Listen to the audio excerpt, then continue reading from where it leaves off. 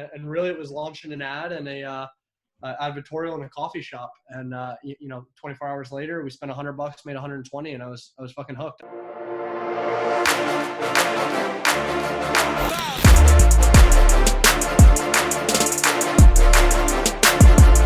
Welcome to Seven Figure Entrepreneur Podcast, the number one podcast bringing you behind the scenes with real online earners. No fake gurus here. And today is no different. We have Anthony Sarandos Yeah. Nailed it. And Tyler Devin, the man, the myth, the legend. What's up, Tyler? Where are you? Grand Cayman, baby. Grand Cayman, making moves. Grand Cayman. Yeah, man. I'm excited to have you on this podcast, dude, because like you're a big lead gen guy. I'm a big lead gen guy. I'm going to say that you're probably much bigger than I am, which is pretty fucking crazy. But I am excited to pick your brain and ask all the fucking questions because this is going to be a good one. If you guys are in lead gen, listen to this shit because he is going to go deep. I think, but we're probably going to go deep and it is going to be fucking fantastic. So let's hit it. And if you're not into lead gen, you will be in lead gen by the end of this episode. Yeah, 100%. Yeah. I love it. Drop shipping sucks. Switch to lead gen. For real, I'm calling it. That's quotable right there. Where are you based, by the way, man? Scottsdale, homie. Yeah. Nice. Are you a nice ass Canadian as well too, as Gib? I'm one that escaped to Florida. Oh, hell yeah, dude. Yeah, man. I made the move. How did you make that move, Tyler? What happened? What you do is it's called marrying your affiliate manager. There you go. That's one way to do it, bro. They're all down there, huh? Yeah. Is she Hispanic? I feel like I am sometimes. No, she is your girl. No. Oh, no. We end up getting divorced and stuff too. No, so. she was Italian. Next best thing. Yeah. I'm Italian. Stay away, bro. Hence the reason it didn't work. No, I'm Italians and Hispanics, bro. Problems. Passionate and fiery, all in one. God bless her. Exactly. You got it, yellers. Yellers. Yeah. Oh man, that is fucking awesome. Great intro. I love it. Man, we haven't done one of these podcasts for a while. Like we just got back from Vegas. Tyler's on the move as always. Yeah. So this is going to be good. I'm stoked for this. All right, man. Do you want to like kind of tell us how you got into this industry and kind of how you got to where you're at today? For sure, bro. Yeah, I'll kick it off. I guess, back in the day, I was going door to door selling solar hot water heaters. And now I look back, and that was lead gen. And I didn't even think about it at the time, and I just thought I was hustling, learning sales, trying to build some character, trying not to get too many doors slammed on my face. And then bridged into, I always tell the story. I saw some dude, I love basketball. You and I were talking about it before we were on the show. Saw some guy shooting hoops on a Tuesday. And I was like, what the hell do you do, bro? And he's like, I work on the internet. And I hated computers. And I was like, dude, I don't know what you do, but I want to do that. I want to be able to shoot hoops on a Tuesday. These kids have fucking Lamborghinis or this, but I just wanted to shoot hoops on a random weekday during the day. So anyway, I got in with the guy, was working for free, learned it. My now business partner, Jossie Lasechu, who you guys had on the show as well. Yeah, Jossie. At ASU started teaching me the nuts and bolts of internet marketing. So I had the sales background, and he was teaching me all the how the actual mechanics work, and was playing with other people's money for unpolitically correct statement to learn this shit and test the ground, and got in and started doing it on our own sites, guys. Just like lead gen or drop shippers or whatever it is. We went from building out an agency again where we had kind of a testing ground with other people's money, and again too, that's not the most quotable quote I've given, but and then started doing it on our own sites, and really it was launching an ad and a advertorial in a coffee shop. And 24 hours later, we spent $100, made 120, and I was fucking hooked. I was like, that's gonna pay for my lunch for today. And I didn't even have to fucking get yelled at by a client, or I didn't have to get a door slammed on me. I was like, I'm figuring this shit out. I don't care what it takes. Yeah, right. Did you start with lead gen, or did you do like Nutra or anything to get into it? It was actually, so it started, like I said, agency wise. So I got to test, but was like for addiction centers, and I didn't even know. Okay, cool. Thing. And then, so I went from like licking my chops on that, and like I started realizing how much money I was making companies. And so then I start consulting for like these like massive domain names, and then BC of buying domain names and shit like that. I guess later on, I'm skipping around the story, but overall, bro, I just started realizing with clients like how much money I was making these people, and I was like, how do I move up the food chain? And nice. Yeah. And then yeah, Legian was the first stop. Honestly, I loved it because we didn't have to deal with physical products. I knew sales. I kind of indirectly, like my background, like I said too, was doing sales. So I kind of understood the full sales cycle, where I think a lot of internet marketers, even if they're doing drop shipping, or even honestly companies, they don't realize there's a whole back end after you've made the sale, the fulfillment, the customer service. So I knew that all in a sales perspective. You know, there's the driving the lead or making the phone ring, and then there's the guy who's actually working it, chasing it down. So I'm blessed in hindsight that I had that insight on the back end, and I was able to apply that to the front end, which I think just helped make the whole machine work. Because obviously you need all parts. This thing ships.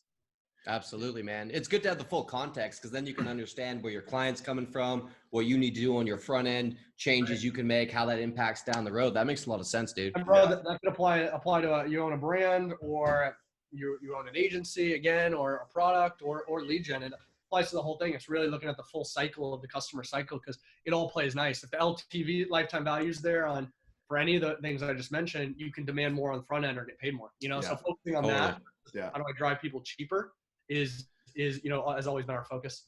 Yeah, that's cool, man. I feel like what happens, or what's been happening a lot lately, is people are telling people, learn your skills on someone else's buck and then go out and make it on your own. I mean, listen, it's again, it's not politically correct, but I mean, for me, and I think you talk to any great entrepreneur, you know, they did that with other people's time. So you go find a mentor, someone who's done what you wanted to do or been where you want to be, and they got around them and they spent time and they really downloaded what might have taken that person 30 years and millions of dollars of failures to figure out. You're grabbing it at lunch. So you're kind of doing that with other people's time indirectly. Obviously that it's not using other people's money. It doesn't like a fun thing to say out loud, but it's true, using other people's time. And again, I don't mean the use case as much as extracting value out of and giving value to, obviously.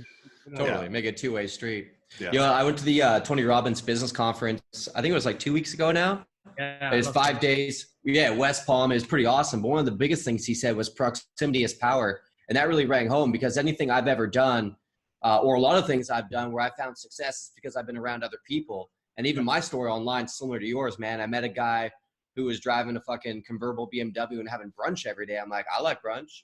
And so I'm like, I want a brunch while everyone else is at work. And then one thing led to another, man. So I think so many stories are like that. But like when he said proximity is power, I'm like, that's so true. Get around people that like you want to emulate what they have or go down their road, and eventually it could happen for you too. You got it, bro. It's a simple equation. It really is. It's really, I think we like to overcomplicate things. It's really get around the people that are doing or where you want to be, and as a byproduct, end up there. Absolutely. And plus opportunities will open, man. Like people will like you, they'll want to help you. Like that type of stuff happens.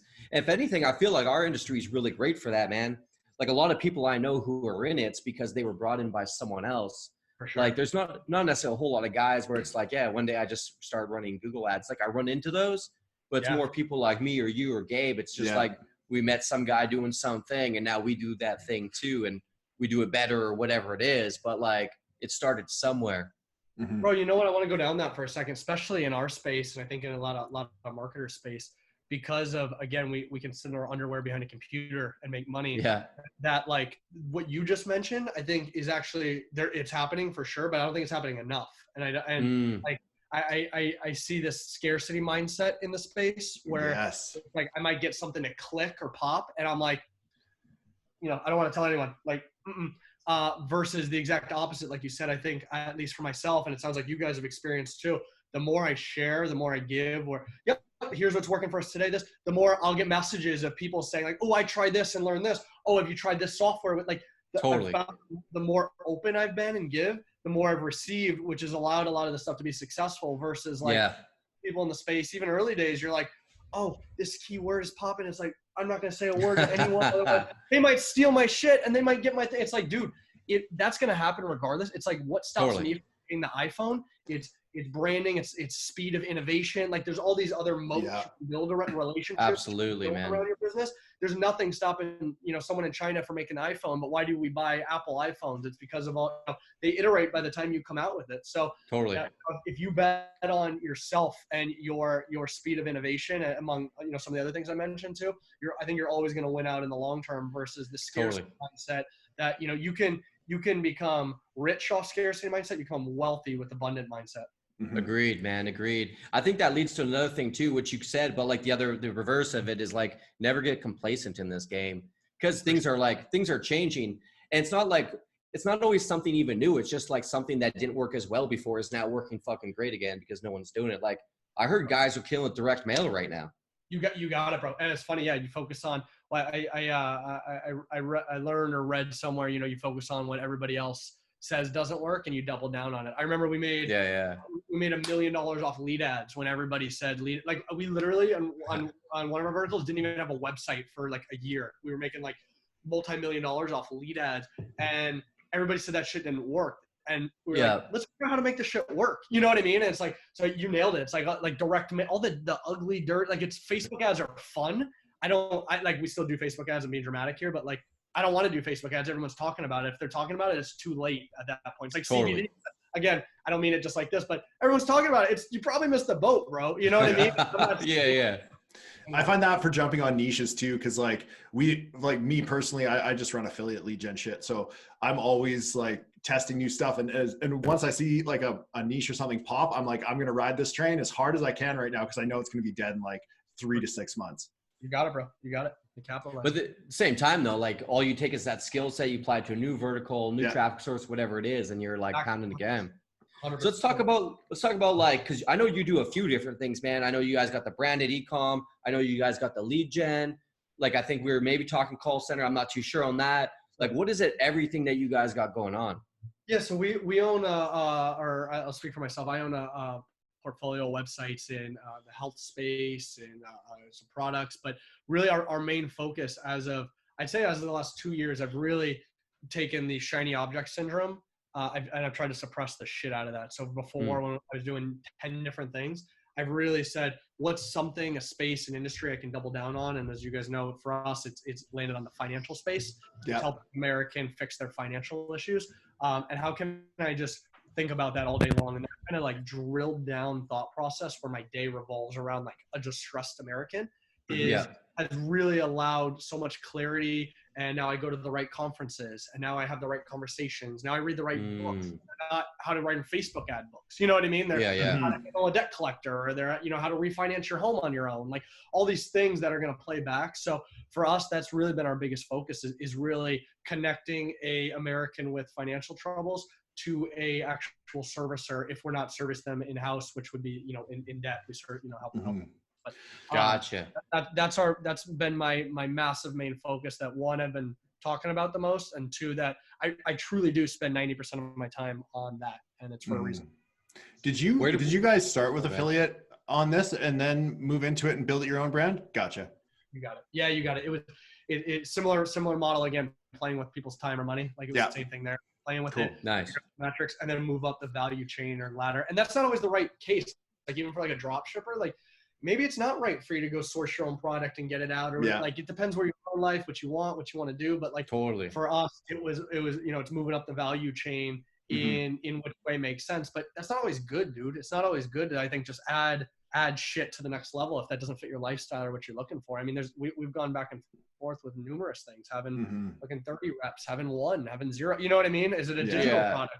What's next for us? And I just gave an affiliate world speech that was essentially around like creating digital products around whatever niche or whatever industry you're in, because it still allows you to be, again, on the beach and fucking running ads or in your underwear, like I was joking with, and still get that same value of that brand, that product, that sellability, being able to sell for multiples versus who's going to buy your Facebook ad account as an affiliate today. Yeah. Are you gonna? Absolutely. Are you guys planning to build this up and sell, or you're just building it right now and see where it goes? Building it today, it's a cash cow, and then a lot of the stuff we'll be working on specifically over the next year is branding around a specific web property. So Pocket Your Dollars is the name of the site. It'll be the organic property around that. Nice. A lot more celebrity endorsements that are outwardly around that specific brand versus niche specific Facebook pages or things like that. So it's been a massive push for us, let's say, over the next year, is to essentially be the nerd wallets or the lending trees. Oh, cool. Subprime. That's cool. Thanks, bro. Very. So Pocket Your Dollars, that's the brand you guys came up with? Correct. Yeah, we actually acquired the site maybe 2 or 3 years ago. And we're just now putting more resources into it. Transparently, it's sat kind of dormant for the last year or two, but if you go to the site now, it's a beautiful look branded site, and it'll start becoming more and more apparent as a household name is the ideal. That's awesome, dude. Sounds similar to what we just did. I love that. Yeah. Yeah. What, so you said 90% of your time goes to finance. Where's the other 10% go? Yeah, great question. Honestly, the other 10 right now goes towards either advising JVs that I'm a part of. So I've become less of an operator in those businesses, and really, honestly, probably you've become a what in those businesses? Less of an operator, Oh, gotcha. More of a strategy. So more out of the day to day. Yeah. Capital partner or strategy partner, and then outside of that is really. I've donated a tremendous amount of time to the local university here to help build up an entrepreneurship program. Oh, cool. Oh, that's cool. So thank you guys. Yeah. So essentially what it does is there's a couple big donors. They donate $2 or $3 million a year, and they provide seed capital for Arizona State University students or faculty that have an idea or a venture of some kind that could be either going from idea to validation to mass market, and the school takes zero equity in the businesses, just injects capital, and then our job of the program is to move them throughout the year, further along the train, connect them with established entrepreneurs to help get them to that next level. So it's been a massive passion project of mine to see a lot of those ventures come to life. Yeah, that must be rewarding, man. That's cool. Thank you, guys. Thank you. Imagine being around in this time too, where you go to school and they fucking fund your idea. Like, that's amazing. Yeah. Bro, it's some of the shit, at least at that, I can't speak for all universities, but some of the stuff like kids these age have access to, and I sound like 80 kids these age. Anyway, when I was in school, is like, fuck, man, I can't imagine, if I had access to seasoned entrepreneurs to give advice, accessibility, funding, like all these things, and co-working spaces they provide for these kids. Like it's just a phenomenal time, and it's a phenomenal time to be at any age you are right now. Just the way the internet and technology is working. It's a great time to be alive. It really is. No, that makes sense, man. One thing I thought actually be cool to do a little bit different on this podcast. I went to this mastermind in Vegas, and people talked about what was working in their businesses and like what wasn't working. And it was interesting seeing guys at like the 9-figure level have the same issue sometimes as the guys at like the 7-figure level. What kind of like stuff that you guys are running? Like, so you guys are building up the finance site, and you said how many calls you guys have coming in per day, ballpark? Over 5,000. Wow. 5,000 calls a day. Would you mind saying what the average lead value of that is? Yeah, I mean, we do over 6 figures a day in revenue, if that helps paint a picture. But some of those are dead, make money. Some of them don't. It could be anywhere from $20 to $50 a call coming in. Gotcha. So you guys are like mid 8 figures then, which is fucking sick. So what are you guys doing to plan to continue to grow that? And is there any bottlenecks you guys are running into now? Yeah, the scale is on the call center side. So for us, gotcha.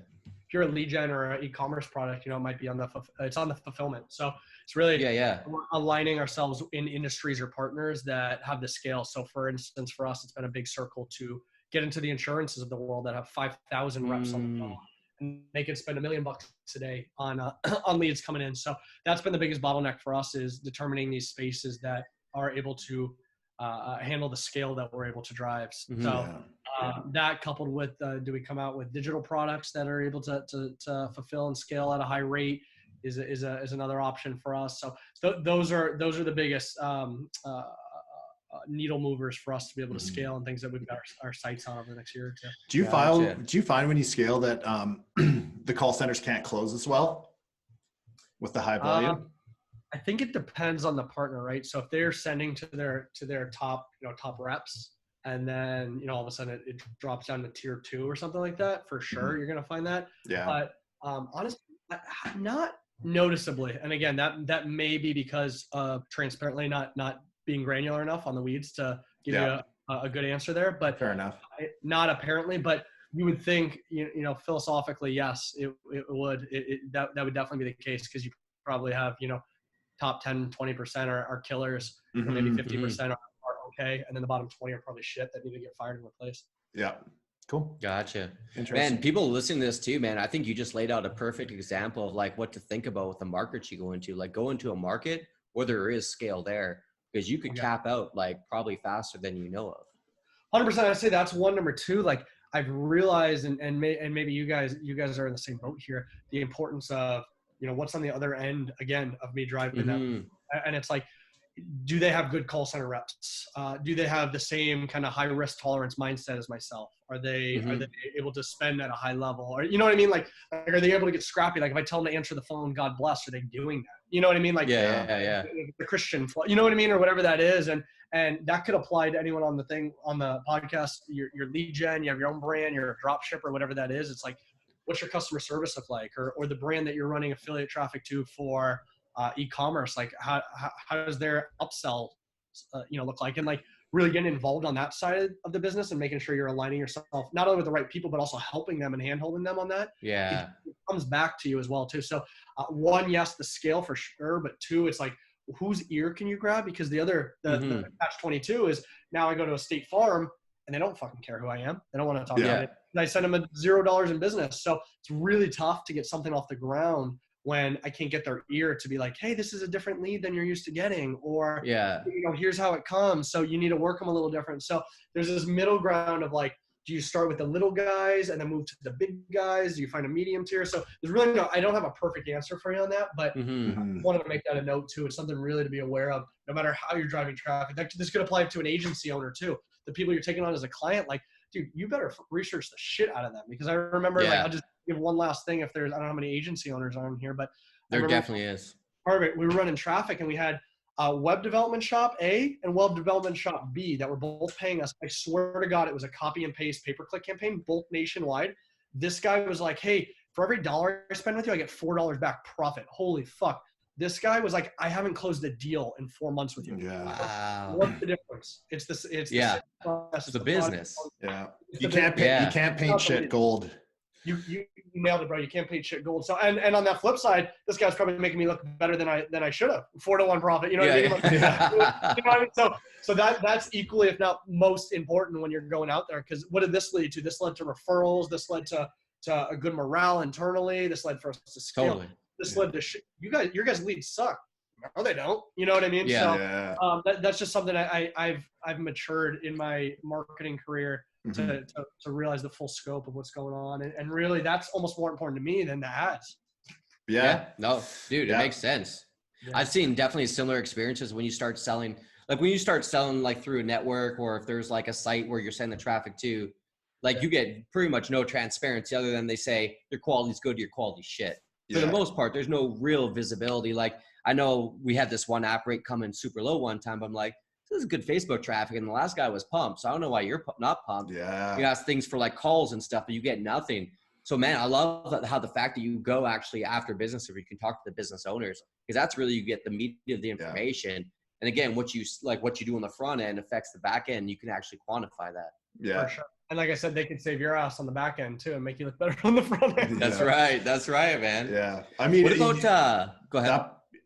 Just the way you've set your stuff up, it's better because you actually get a voice from the actual lead buyer. Because like in the affiliate game, man, like we've had situations where we're splitting traffic to, like, let's say Freedom Debt, for example, and one person's like, this is garbage, the other person's like, this is the best leads ever, like you're doing great. But you have no say. Like if you be like, oh, it's working great for them, like what are they going to do? They just boot you. They don't I'll say real quick, this is the most fucked up space I've ever been in, because and I'm talking the affiliate space. Because you're theoretically the hot chick. You have all the value. You drive like what drives business? Sales. And you drive sales. But you're treated like a piece of shit for the most part. They're like, oh, this little fucker, like, fuck you. You know?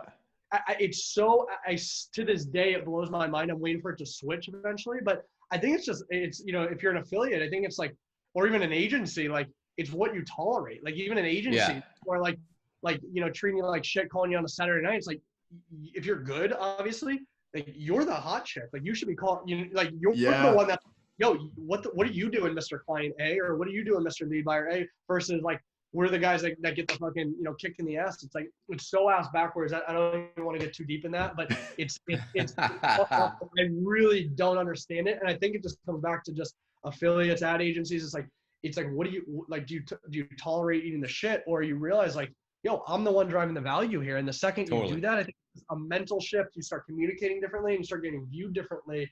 And then it's not an egotistical way. I'm not trying to wear my hat like I'm the man, they're pieces of shit. But it's like, oh, this is an even conversation.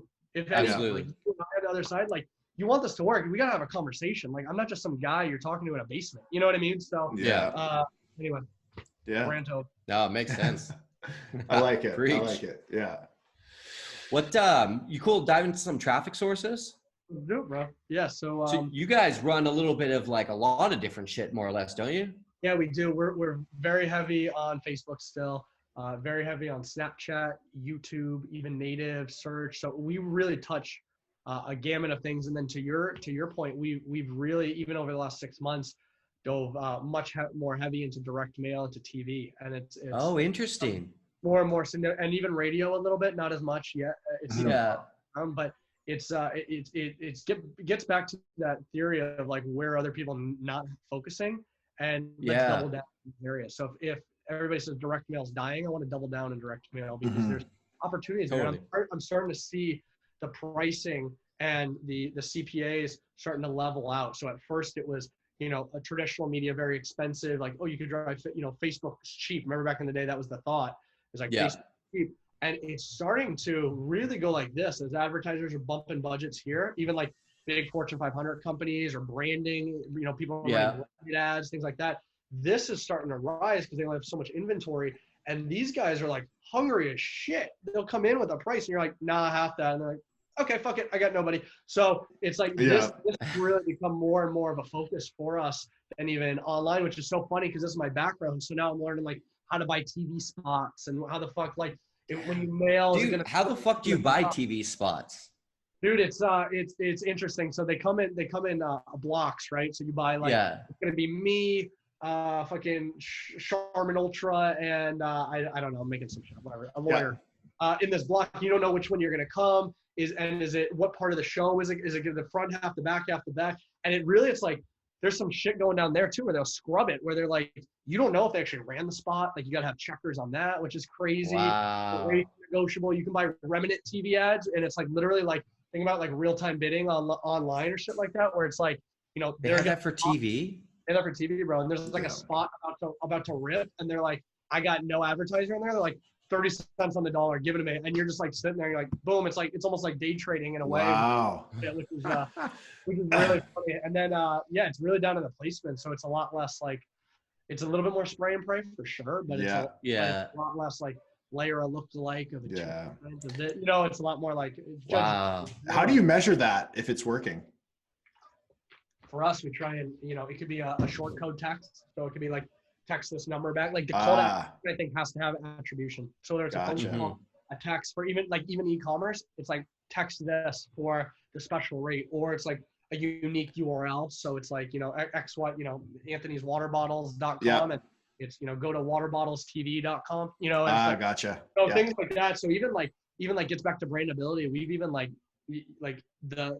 for us, like the TV brand almost feels different than the online brand in a lot of ways. And I'm not saying that works for everybody, obviously. There's a rising tide to branding, but like that attribution is extremely important for us. So doing things like that again too, where the call to action isn't just like, check us out, we're cool. It's like, yo, text this for this, or call here for this, or go here, So anyway, so that attribution on TV is important because you get, I mean, they're a lot less used to it, but you get a lot of TV agencies or media planners or whatever that look how many eyeballs you're gonna get, and you come from a direct marketing background like us, you're like, who the fuck cares, dude? Like what's the ROI gonna be on this campaign? So that's right.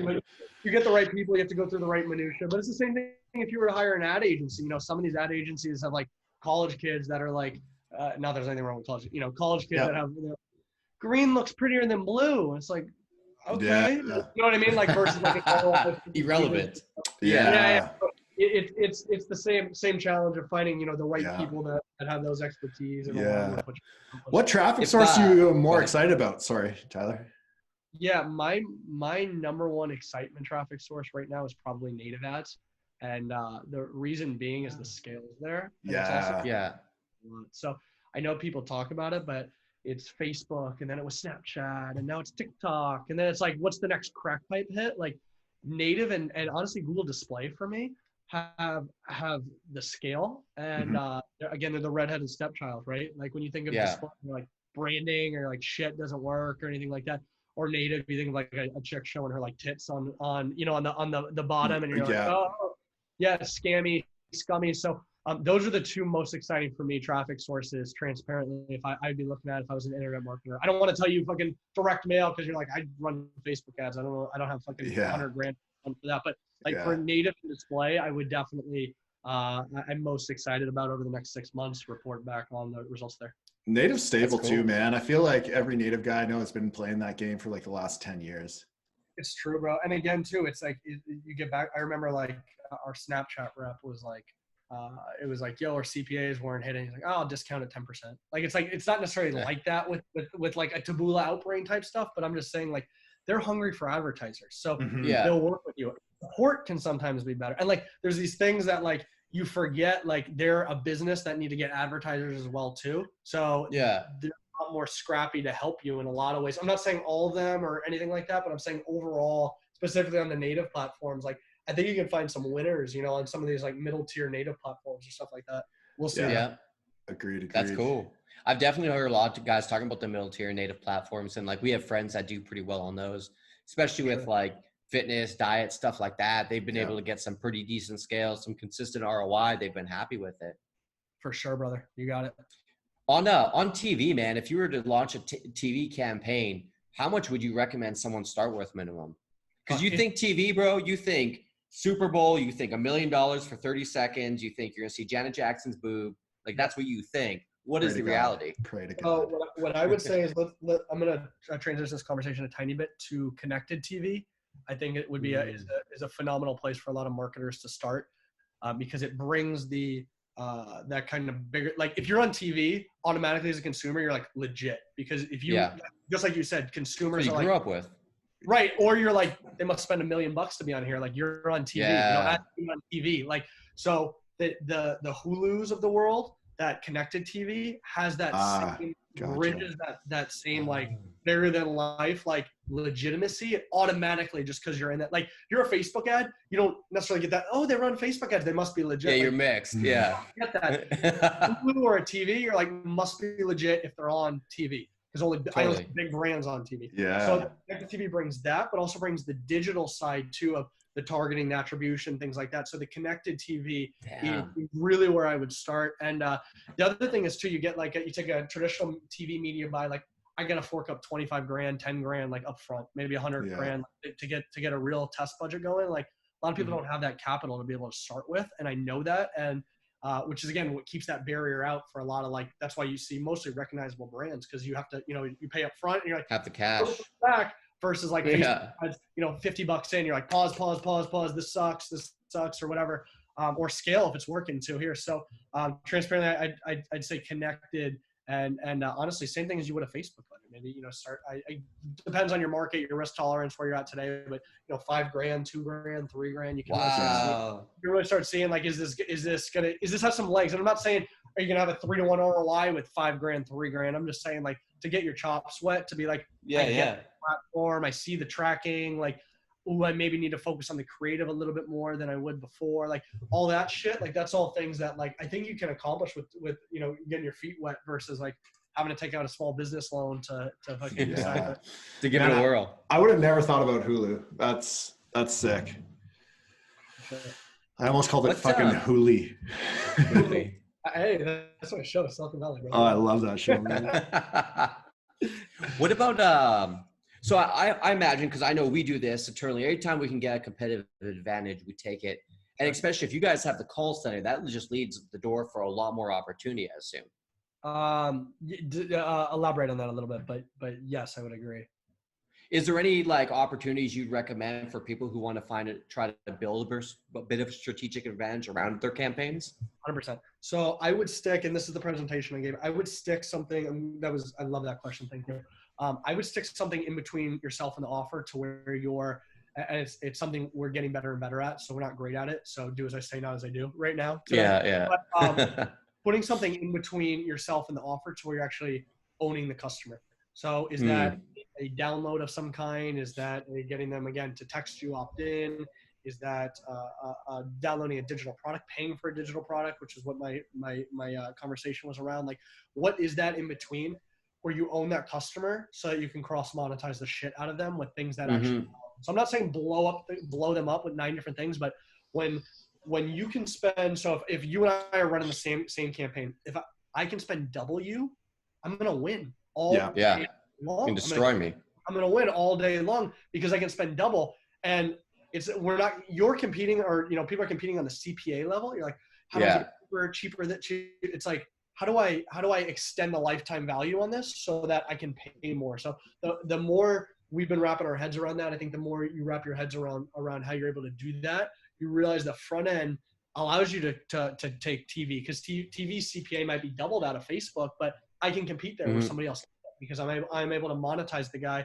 And again, we might be able to do it through call centers because you got them on the phone. Oh, well, this might work or this might work versus click and But you stick a digital product, you stick something in between where you're actually grabbing the customer's information, and then you're building out those cross monetization platforms. You're going to dramatically change your business very, very quickly. And it's a whole total mind fuck and a mind shift from how do I get this cheaper? Or where's the next crack kid? Oh, TikTok's cheap today. It's like, I want to pay the most. I want to fucking be able to have you guys on the sign twirling at $15 an hour. Yeah. No, pay that guy 30 because it makes sense. Got it. Yeah. Totally. You know what? That's funny, man. When I talk to people who are like, they're like, I want online traffic. I'm like, cool, figure out how to pay the most. And they're like, no, I don't want to pay the most. I want to get cheap customers. I'm like, I know what you want, but if you want to fucking win, you got to figure out how to pay the most, because that's how you're going to beat everybody. Like the reason Agora wipes the floor with people, man, is because they'll pay you $100 for a $10 sale. You nailed it, bro. You got on that. Yeah, man. That's badass. I like how you said to own your customer, even if you're just doing lead gen, own that fucking customer. Yeah. I mean, you did all the hard work. That's the thing that's so, again, literally, you did all of the hard work and you get 10% of the value. The company you're sending it to, guess what they get? They get the multiples when they go to sell. They own the customer, they get the brandability. So they get referrals. They like all these things that you're driving, even branded search, you lose credit for. So if you're pushing for fucking, I don't know, State Farm, guess what people are doing? They're going to search State Farm on another tab. Yeah. So you're driving all this other spillover value that we don't even think about us driving. And again, too, for you to grab credit of that or kind of grab, control over what's going on, I think you need to own the customer in between ad and offer. I think you need to. Look at how much EverQuote's worth now, man. Like you can see the stock when they started coming out with auto, and it just like you see all the internet marketers hitting it, and then it's just like boom. You got it. Yeah, man. Crazy. And they blew up. They did a good job with that. Yeah. What I want to touch on direct mail a little bit, man, because I only hear people talking direct mail like behind closed doors, like between each other. I don't hear many publicly people talking about it right now. This is something you guys have been messing with?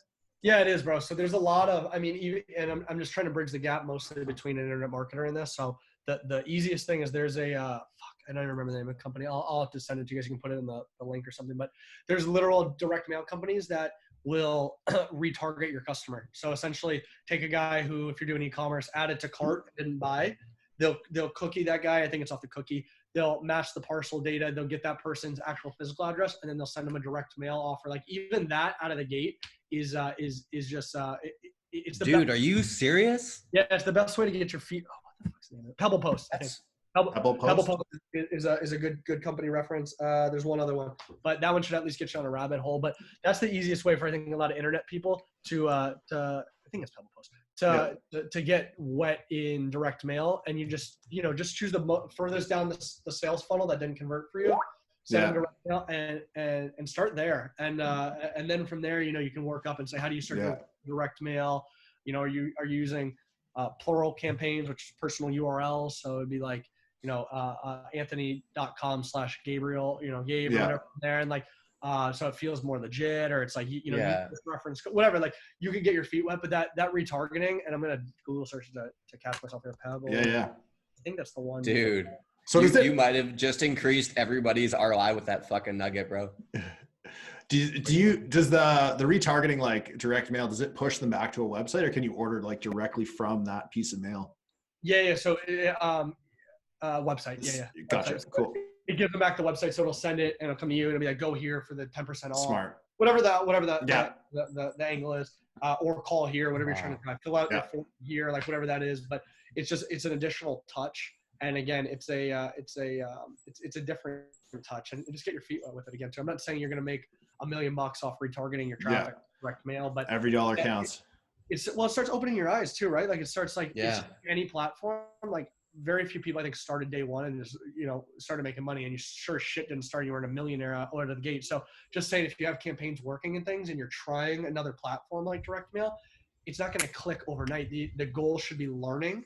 And the more you're learning with it, the more, you'll be able to eventually get that platform to pop, or you can apply it to other campaigns or other things. So look at it as a data and learning play more so than like, I'm going to make money off direct mail today.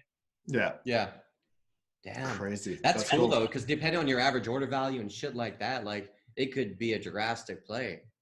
You got it, bro. And there's one other one I'm trying to do. Retarget website traffic with direct mail. Let me see if I can find the other one that I think I even like better than that. Are you using that secret search engine with all the answers? That's a big drop right there. Google. That's right. If I find it, I think that one at least will get you down the rabbit hole. I think there's one.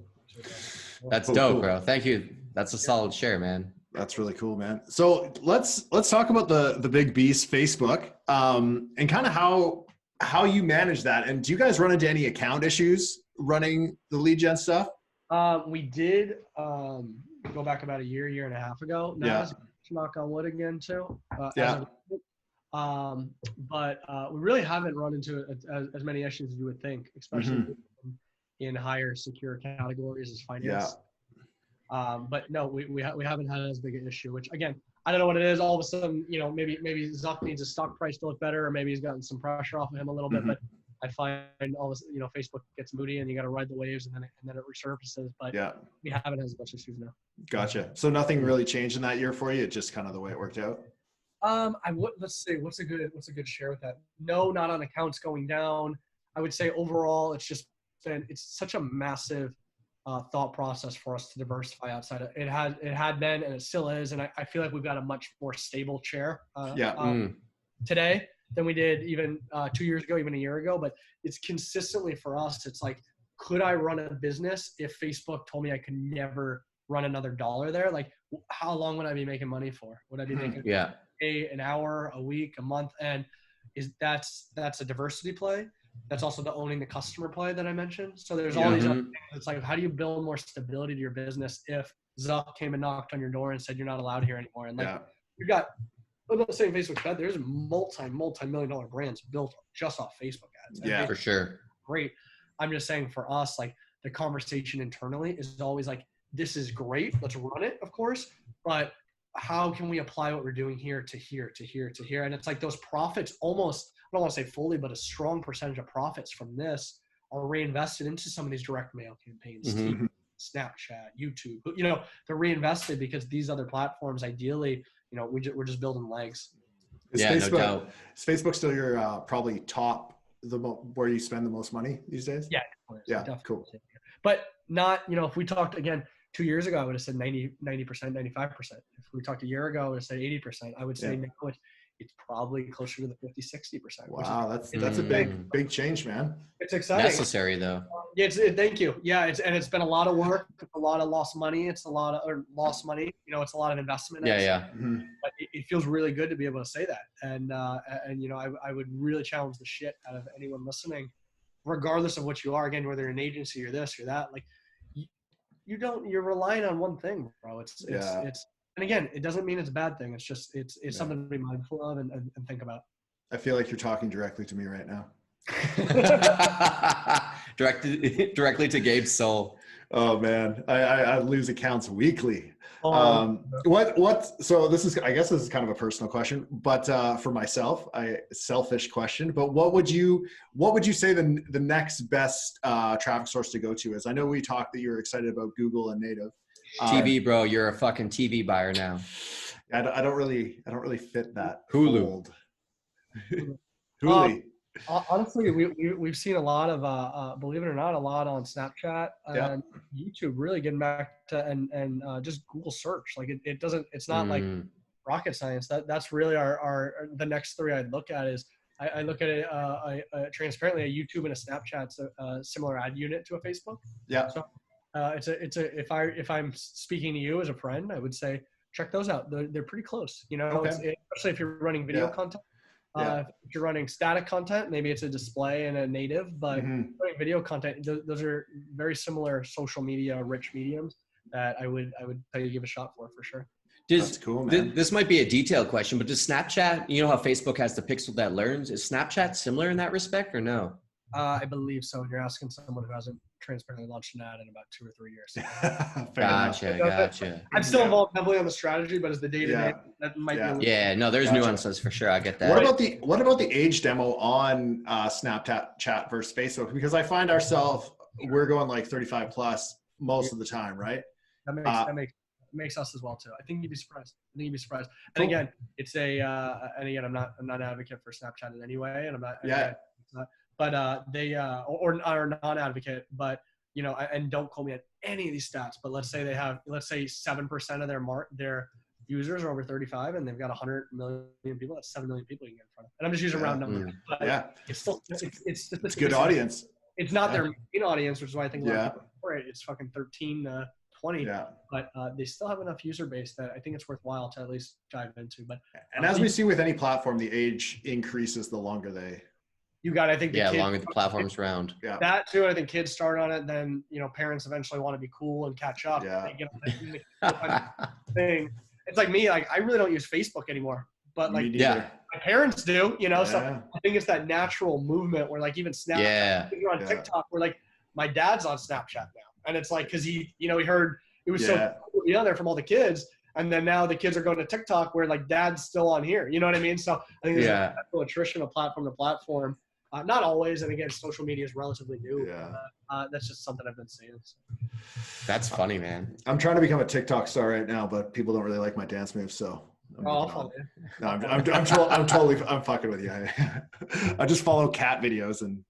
Except for the dance moves, you got dance moves for days. People don't know that about Gabe. Especially in the Spearmint Rhino, bro. I hit that shit. There we go. You're over there at live 11, excuse me, in Florida, huh? You're talking about there's not a chair with my name on it. It's not there. Doesn't Tampa have like the most strip clubs in Florida? Tampa, bro. I thought you were in Miami, maybe. No. It's probably best I'm not in Miami. But yeah, Tampa definitely has a lot, man. You could throw a rock any direction and hit one, so you're pretty good there.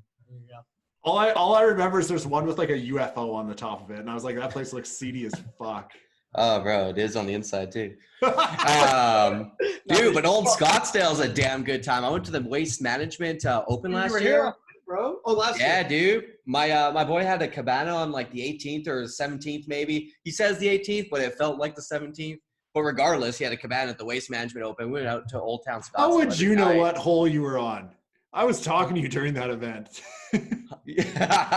How did I know? I don't know. That's what I'm saying. If it makes you feel better, I had a buddy when you were so fucked up. He said he was on the 19th hole. So if that makes did he? I'm sure of it. 19th hole, man. See you there. Needless to say, Old Town Scottsdale is a good time. It is a good time. I've never been. I gotta dip down there, man. Oh, bro. Maybe not, depending on how put together your life is. It's probably better. Yeah.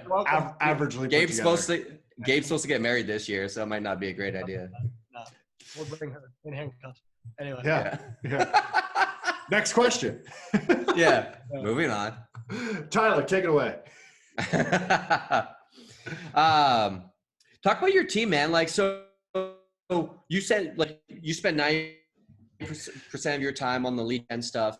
Are you on the controls running ads much at all right now, or not so much at all? Not in the day-to-day strategy level, 100%. So I'm still kind of like watching over it all, but there's like, we have over 30 team members that could be anywhere from media buyers, data scientists, developers, comment moderators, admin shit. Dude, you're so up a fucking can, bro. Data scientist. I have been talk about that, man. Like, I have really been like thinking about that shit for so long, and I've never. So beyond me. Well, it's wild. So I'll just give you just like a one takeaway might be like,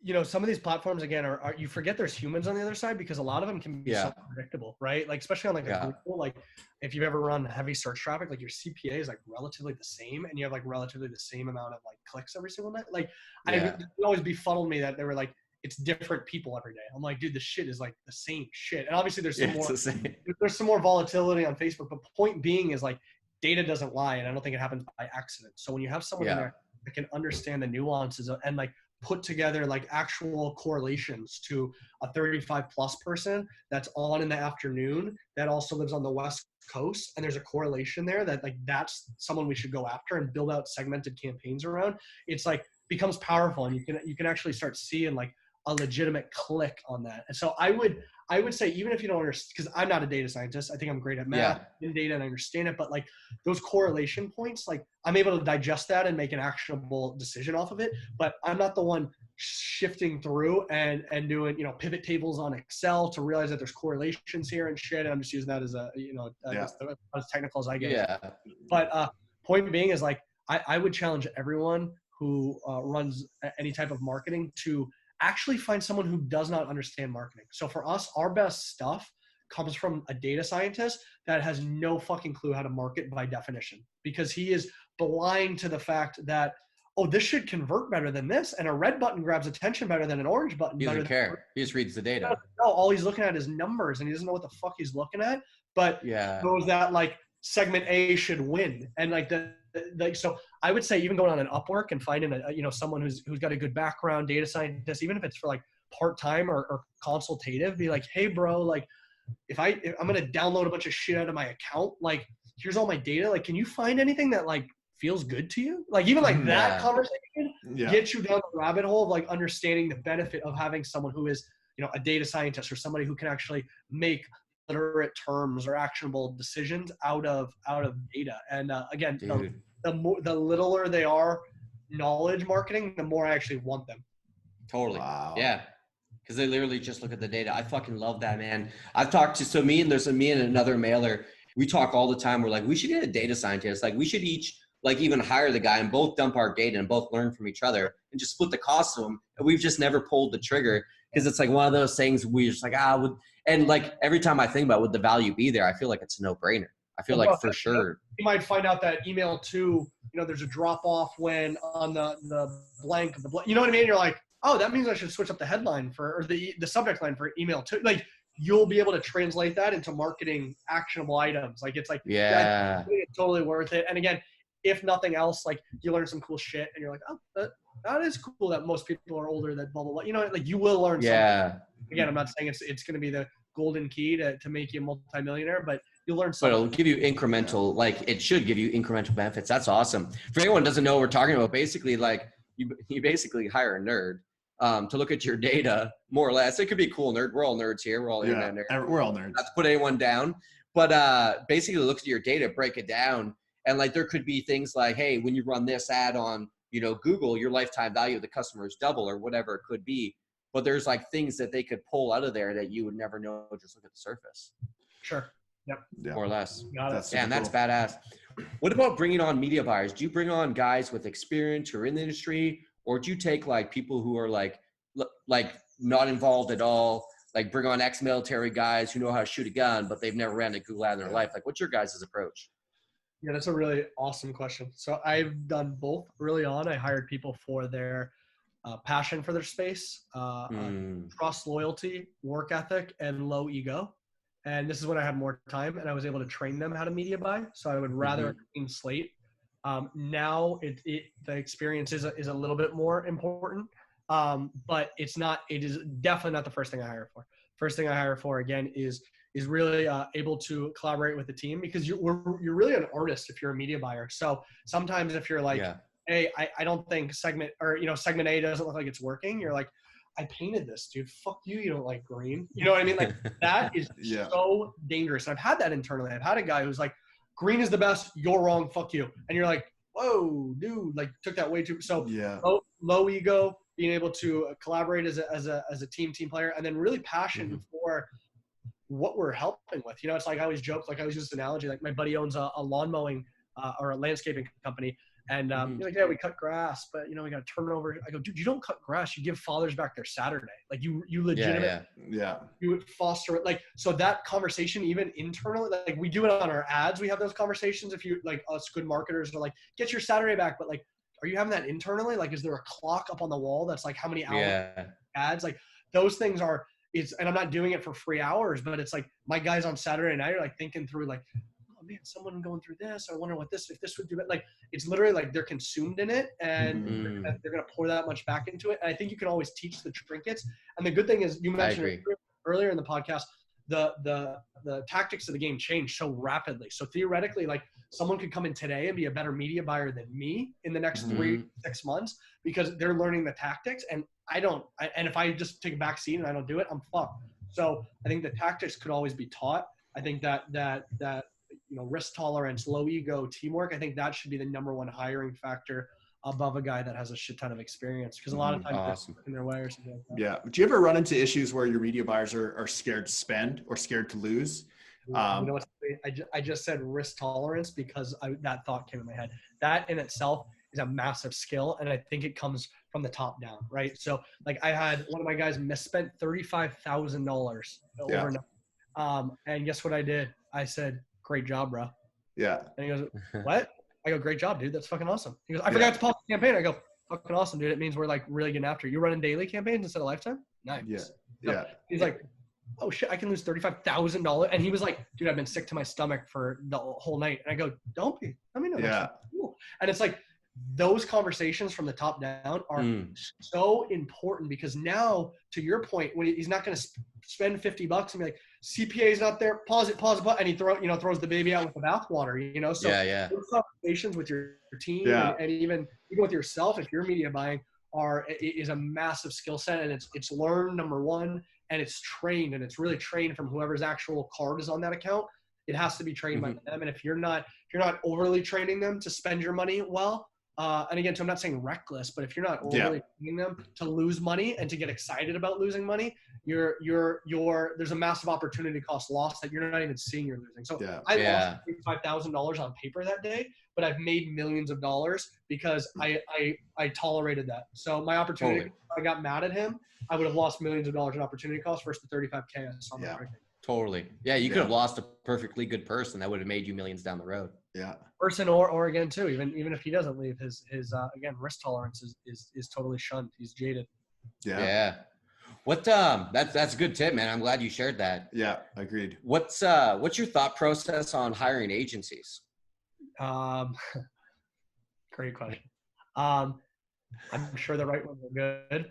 I have yet to find a great agency, and I'm very low ego and very high tolerance with spend and with losing money, and I generally let them last too long. I find the challenge is they're focused on 15 different things, and again, this is my opinion today. It's not always, doesn't mean it fits for everyone. Business cycle, and honestly, I still hire agencies. A lot of time this is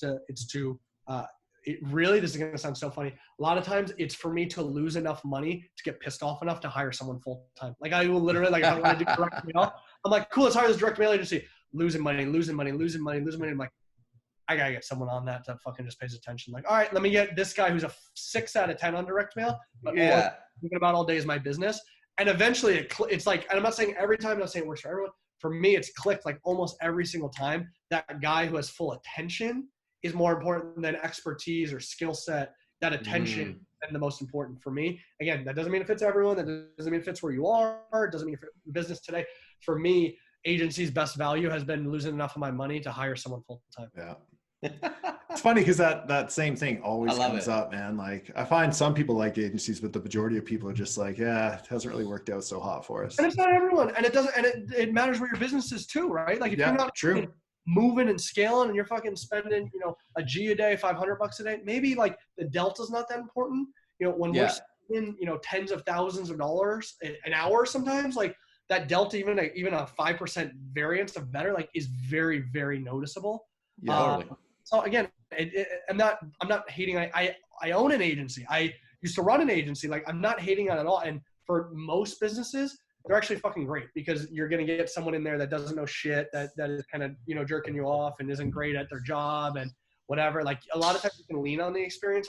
We're now at the business standpoint where the attention is more important than the skill set. So even if you have experience, it worked for my competitors, even like, I love it. Great. Let me pay you for consulting. Amazing. But this guy who's and even if you're a 10 out of 10 on experience and skill set, 6 out of 10, but has a 10 on attention, there's no way an agency can ever pass a 7 out of 10 on attention. Dude, that's a great point. Yeah. Pay for attention over skill set. I love that. Yeah, you got it. That's genius. Quotable. Yeah, man. We've been at this for like an hour, like over an hour. It's been good. Has it been an hour? Yeah. Yeah. Time flies when you're having fun. There's some solid nuggets in here, man. Like there's shit I'm writing down I'm going to do. Oh, dude. Oh, hell yeah. Yeah, same. I love fucking chat with people that are just at such a higher level than me, man. It excites me. It's great. What, one thing I wanted to ask you, like right now, looking forward, what would you say is like the one thing you're most excited in your business? Because, and I know you got the lead gen stuff. I know you got the e-commerce stuff. Yeah. Like what's the one thing that really like kind of gets you up in the morning, get you fired up? Working on a digital product right now that would nice.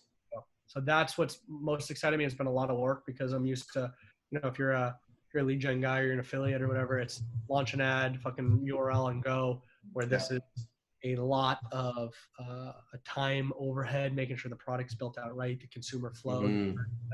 It will theoretically tolerate our scale that right now we're limited to by people taking. That's sick. That's smart. That's what I'm most excited about right now. Should theoretically launch in the next 30 days. So I'll report back.